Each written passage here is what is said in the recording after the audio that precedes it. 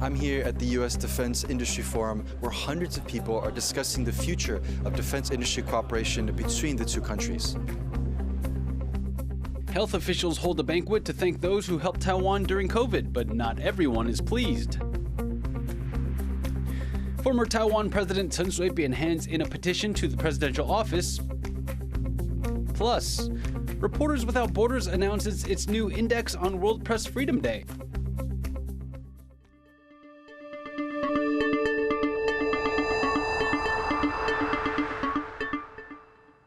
Welcome to TaiwanPlus News. I'm Leslie Liao.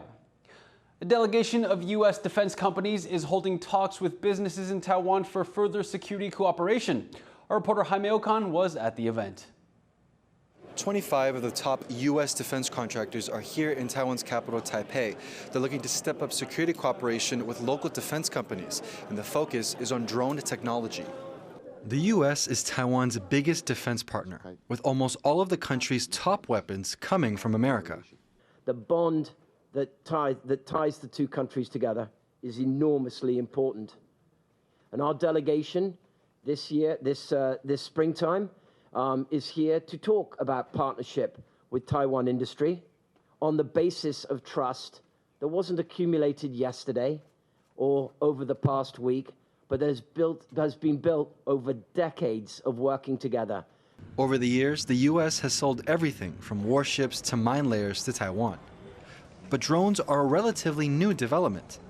Recently, the unmanned vehicles have proven themselves on the battlefields of Ukraine. Earlier this year, Taiwan's military said it would work together with the Zhongshan Institute, its largest weapons maker, to build a drone fleet. The fleet is scheduled to enter service by 2024 and is aimed at deterring any would-be attackers. Deterrence is a word that is used to say just that. Building a defense capability so a nation can defend itself against an aggressor. Creating a deterrence value so that we may never have to go to war. It comes as Taiwan faces a growing threat from China, which claims the country is part of its territory. Beijing has stepped up its military provocation in recent years, increasingly flying fighter jets and sailing warships near Taiwan. Taiwan needs to realize a paradigm shift with respect to defense industry cooperation and quickly develop a symmetry tactic to meet these challenges. Taiwan has shown it is taking the threat seriously, spending large amounts on its military in recent years. That includes buying systems like the Sea Guardian drones from the U.S., combat aircraft armed with anti-ship weapons. Taiwan's military is also looking into how it can retrofit civilian drones for military use. Part of that process involves further cooperation with the U.S., as many communication and radar systems inside the drone come from American manufacturers.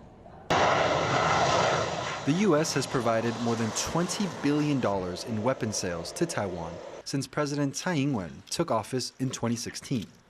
And as this forum proves, that support is unlikely to stop anytime soon. Andy Shui and Jaime Okan in Taipei for TaiwanPlus. On the topic of defense, a delivery of advanced fighter jets to Taiwan has been delayed. The warplanes will arrive from the United States 2 years later than scheduled. The original plan was for Taiwan to receive 66 F-16V fighters between 2023 and 2026. But the delay means that the first batch will not arrive until mid-2025. Taiwan's government passed a special budget to purchase the jets from the U.S. in 2019. The deal was worth around $8 billion. It's the latest in a series of delayed U.S. arms sales to Taiwan. On Wednesday, a lawmaker from the opposition Kuomintang Ma Wen-jun expressed her anger over the holdup. She says the government should consider consequences if arms sales continue to arrive late. 我想这个部分国防部以外，我们的政府应该怎么样据理力争？把国会的意见其实也要表达给美方知道，因为不管用任何的理由，其实它都影响到了我们的可能自身防卫的安全。我想这个是不能容忍的。那至少在像这样的理由一直不断的提出来以后，我们在付款的时候也应该要有所调整，因为我们对美国我们没有办法有罚则。可是至少我们在付款的时候，我们东西之前付的都还没有到位，那我们在后面也应该要调整我们的付款的它的期程。Taiwan's military has spotted a Chinese drone flying around the country's main island. It's the second reported sighting of a drone encircling Taiwan. The BZK-005 drone is used for reconnaissance. It was seen crossing the median line of the Taiwan Strait north of the island. It then flew down and around to the southwestern corner of Taiwan's Air Defense Identification Zone, or ADIZ. 27 Chinese warplanes were also spotted around the region in the span of 24 hours. Of those, 13 breached Taiwan's ADIZ. This space is used by the military for security purposes, but isn't part of the country's territory. Taiwan's Army has conducted joint combat drills in the southern county of Pingtung. The exercise mainly focused on gunnery practice and involved Black Hawk and Cobra helicopters. It's the latest sign of Taiwan's military stepping up its preparedness as China increases its military activity in the region. Taiwan health officials have held a banquet to thank those who helped the country during the pandemic. The Central Epidemic Command Center invited over 50 organizations, but unions representing airline workers refused the invitation. Bing Wang has more. A moment of silence for the 19,000 Taiwanese people who died from COVID-19. Just days after officially disbanding, the Central Epidemic Command Center, or the CECC, hosted a banquet to mark the end of the pandemic. Taiwan's President Tsai Ing-wen handed out medals at the event to those who helped the country during the pandemic. 在整个过程中，要感谢的人实在是太多了。台湾有你们真好。 Taiwan received worldwide praise for its handling of the pandemic, implementing early quarantine measures and reducing domestic transmission of COVID. Over 50 organizations were invited to the banquet, but not all were eager to attend. The Taoyuan pilots and flight attendants unions declined the offer, citing their mistreatment as workers. During the pandemic, pilots and flight crew felt they were made to quarantine in an unending cycle that kept them from seeing their friends and families. And when they could, they held many protests during this period. We are allowed to quarantine at quarantine hotel, but during the quarantine, if you do a rapid test, then you are allowed to perform another flight duty again. So if you are allowed to do the flight duty, it means you are safe, you are healthy. Then it means you are healthy enough to do the duties. Why not healthy enough back to my home? The pilots union recently released a statement saying, the CECC refused to change its quarantine policy for flight crews. It did not use science as the basis for epidemic prevention and also failed to administer in accordance with the law. Its epidemic prevention policies excessively restricted personal freedom and rights.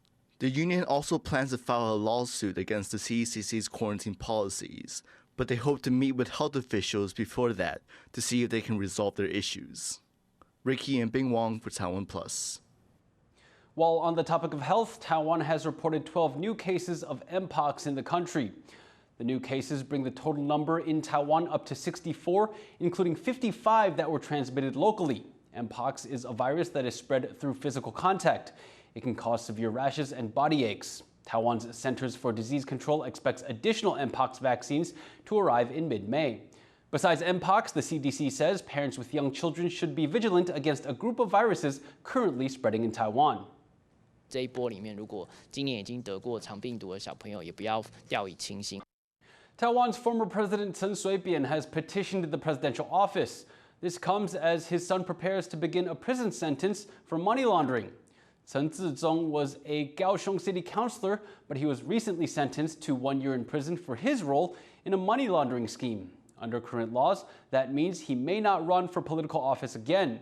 Former President Chen Shui-bian was himself convicted in 2008 on bribery charges. He says laws should focus on rehabilitation and not permanently remove a person's political rights. 这样对吗？这样合理吗？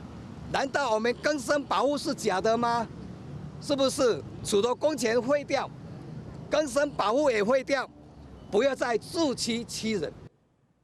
It's World Press Freedom Day, and nonprofit Reporters Without Borders, or RSF, has released its annual Press Freedom Index. The findings could have major implications for Taiwan. Sally Ensign has more. Taiwanese reporters banned from exiting, and a Taiwan-based publisher detained, all in the last month in China. Clear reminders of how the ruling Communist Party is repressing journalists. And on World Press Freedom Day, the numbers to show it. Reporters Without Borders released its 2023 index, which now ranks China alongside North Korea as the world's least safe places for journalists. It's the first time China has ranked so low. The index ranks countries based on ease of media reporting, the redder countries being where the press is at higher risk of intimidation, violence, or even death. China and Vietnam this year took the places of Iran and Eritrea, meaning the worst 3 countries for press freedom are now all in Asia. So the world's biggest jailer of journalists, China, is down again in our index, while Vietnam has really seen a hunt of independent reporters and commentators. They stand in stark contrast to nearby Taiwan, whose press freedom continues to rank highly in the region. But the downgrading of its neighbour China signals the ever-growing threat to Taiwan's media landscape. Taiwanese people already have one of the lowest levels of trust in their media amongst democracies. Only 33% trust the press, the lowest level in the Asia-Pacific region. Many in Taiwan view the media as biased and overwhelmingly in favour of specific political parties or corporations. It's more like a self-censorship.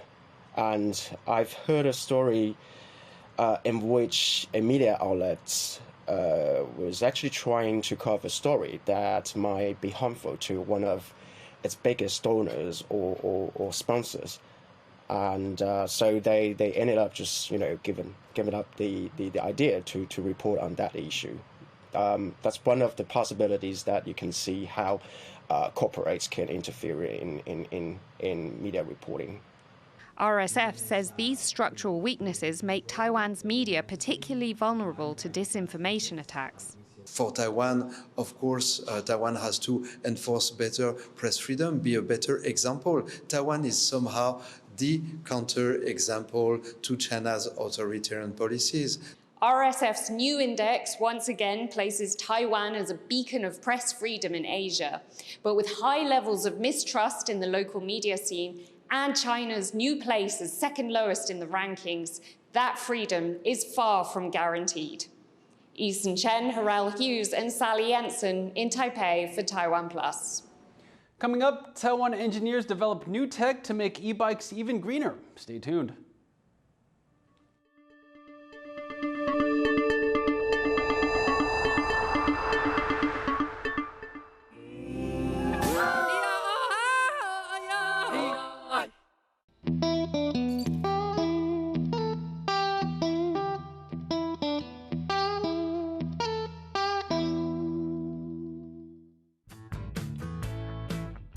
For more colorful stories from here at the center of Taiwan and from around the world, download the TaiwanPlus app.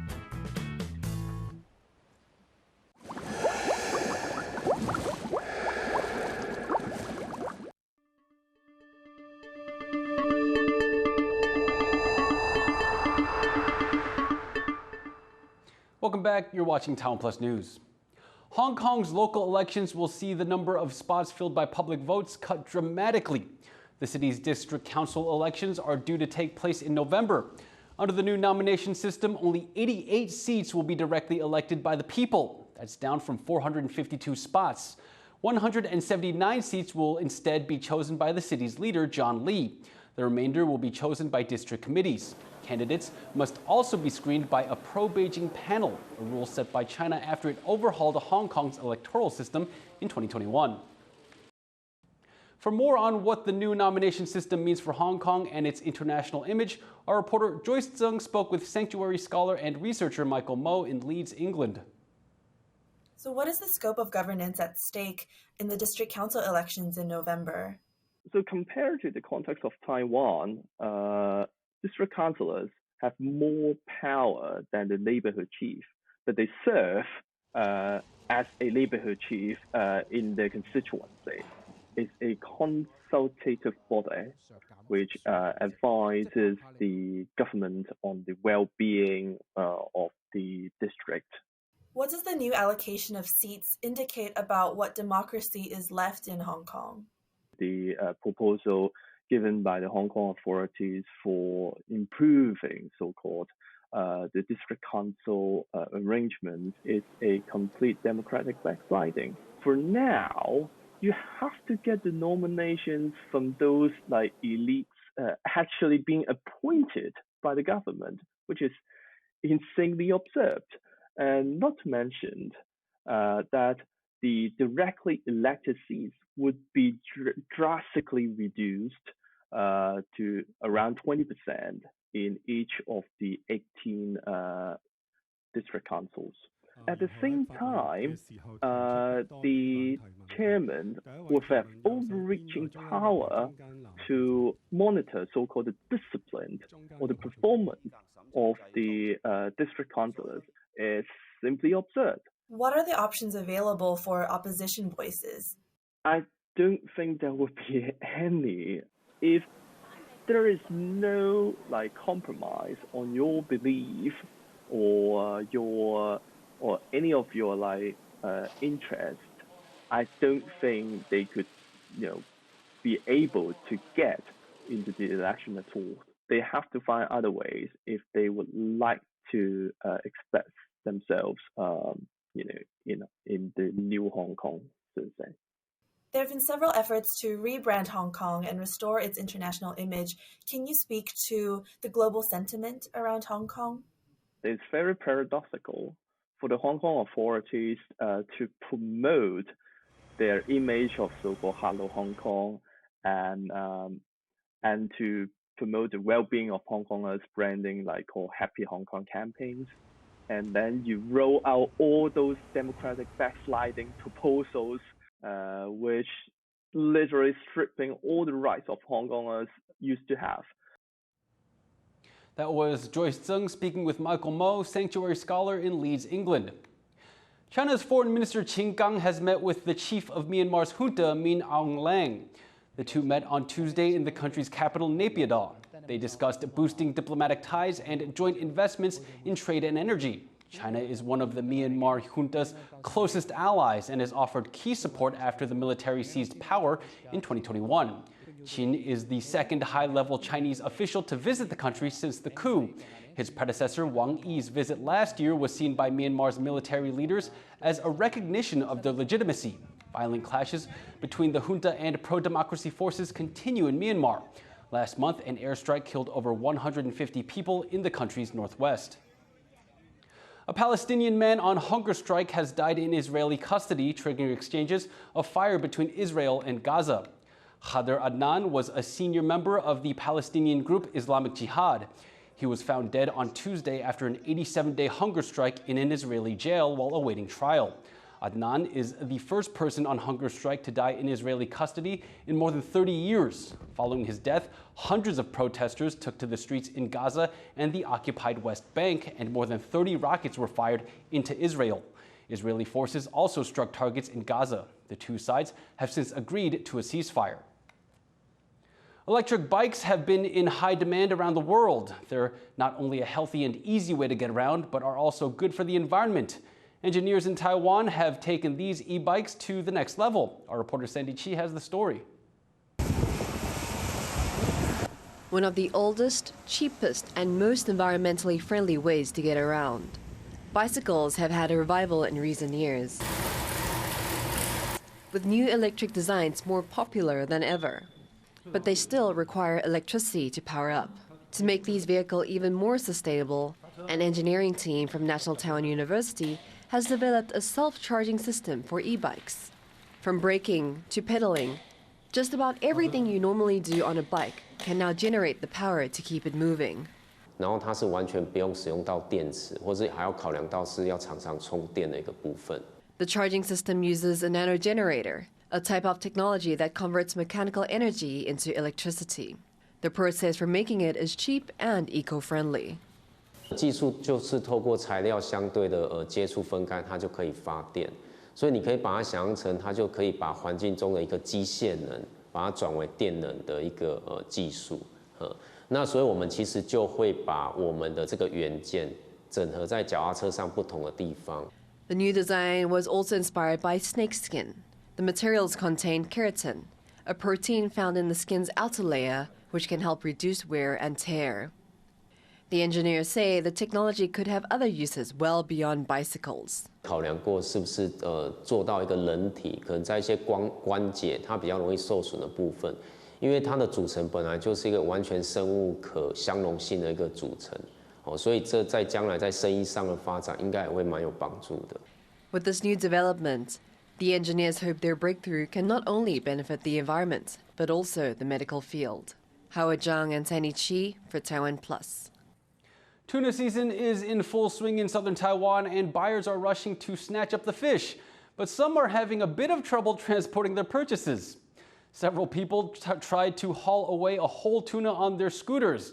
Others called in construction vehicles to lug several of the fish at once, but most just used hand carts. Taiwan's tuna fishing season runs from April through June. Southern Pingtung County will hold a 2-month-long tuna festival starting on Saturday. Taiwan is wrestling with invasive iguanas that threaten its ecology and environment. Last year, more than 40,000 were caught in the wild and killed, a new record. But some owners of pet iguanas are trying to change their image, as Louise Watt reports. Owner Tinny adopted her pet from a friend 2 years ago and called it Xiaolong Bao, which translates as soup dumpling. But the green iguana is labeled a pest in Taiwan. 他们真的完全就是可能外表不认识它，会看起来觉得吓人，但其实他们真的他们不会就是主动攻击人，他们其实很有灵性，很聪明，然后他们也不是会就是很可怕的动物。 Though people keep them as pets, there's a number of green iguanas in the wild. These reptiles, native to South and Central America, are considered a threat to Taiwan's agriculture and ecosystem. They eat crops and flowers and nest along waterways. Deemed a harmful species by the government in 2020, they've been hunted and culled in increasing numbers. 很难过。第一点哦，它们小小只的时候真的是很可爱。 等大了之后，它们的背裂长出来啊，还有形状会改变的时候，它们就变成说，第一点，哎呦，那跟它们小只的时候变成不一样啊，然后很多人就会觉得说变得很恐怖。Green iguana imports can be traced back to the 1980s, but these soared after Taiwan lifted a ban on their trade in 2001. Authorities say people often abandon the creatures to the wild when they mature, and they can breed quickly. The annual catch rose from 527 in 2016 to more than 14,500 in 2020. And in 2022, more than 40,000 green iguanas were caught and killed. But experts say it's unclear whether this means the green iguana population has actually grown. 民众捕捉后，这个地区的这个绿鬣蜥的数量会显著的减少。但是我们也同样看到，就是说。 这个数量的减少，有一些是不是可能跑掉了？就是说，我们也看到分布的那个范围有在扩大。Whether the wild population is growing or not, observers say it's impossible to control their expansion without more money and manpower, something officials here seek to address. 其实我们在行政上面也做了一些努力哦，大部分的团队他们也就反映，这样子冬季他们其实会有一些遇到一些移除的经费中断的问题，大概也就逐渐解决。Instead of hunting wild iguanas, enthusiasts would like to see them adopted. But authorities say it's hard to care for the creatures, and such a move could end up violating their welfare. The government maintains this transplanted reptile is an invasive species, and they must be killed to prevent them from damaging Taiwan's ecology. Alex Chen and Louise Watt for TaiwanPlus. A conservation center in Bali is getting ready to release 21 rare sea turtles back into the wild. Police seized the turtles from a poacher over the weekend. John Van Trieste has more. 21 lucky sea turtles swim in a pool on the Indonesian island of Bali. Police say these endangered creatures were likely destined for the butcher's knife, but officers acting on tip-offs from locals seized them from a poacher on Sunday. Now they're under the care of conservationists and are waiting for release back into the sea. Total yang dibawa dari BKSDA kemarin hasil sitaannya sebanyak 21 ekor. Dan sebelumnya di sini sudah ada 17 ekor yang dititipkan dari dulu. These sea turtles are protected by law, and police say the case is now on its way to court. Yang bersangkutan kita proses dengan Undang-Undang Nomor 5 Tahun 1990 tentang BKSDAE, yaitu menyimpan dan memelihara binatang yang menjadi terlindungi, hewan yang dilindungi. Itu. Ancaman hukumannya yaitu 5 tahun dan dendanya 100 juta. That's close to $7,000 US.